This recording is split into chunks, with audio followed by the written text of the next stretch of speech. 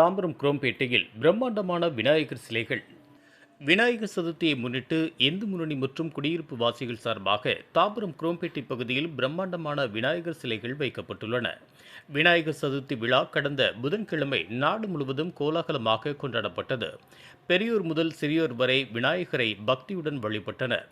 இதையொட்டி பாஜக, இந்து முன்னணி உட்பட 65ற்கும் மேற்பட்ட இந்து அமைப்புகள் மற்றும் குடியிருப்பு வாசிகள், இளைஞர் அமைப்பினர் என பல்வேறு தரப்பினர் பிரம்மாண்ட விநாயகர் சிலைகளை நிறுவி வழிபட போலீசார் அனுமதி அளித்திருந்தனர்.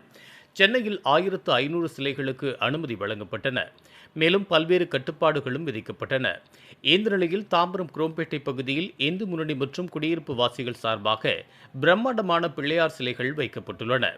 குரோம்பேட்டை அஸ்தினாபுரம், பெரியார் நகர், ராஜேந்திர பிரசாத் சாலை, குரோம்பேட்டை கணபதிபுரம், கோபாலன் தெரு, நேருநகர் பங்களா தெரு, ஸ்ரீனிவாசன் நகர், கிழக்கு தாம்பரம் சிட்லப்பாக்கம் பிரதான சாலை, கிழக்கு தாம்பரம் பாரத மாதா சாலை, வேளச்சேரி ரோடு ஆகிய இடங்களில் இந்து முன்னணி மற்றும் குடியிருப்பு வாசிகள் சார்பாக பிரம்மாண்டமான பிள்ளையார் சிலைகள் வைக்கப்பட்டுள்ளன.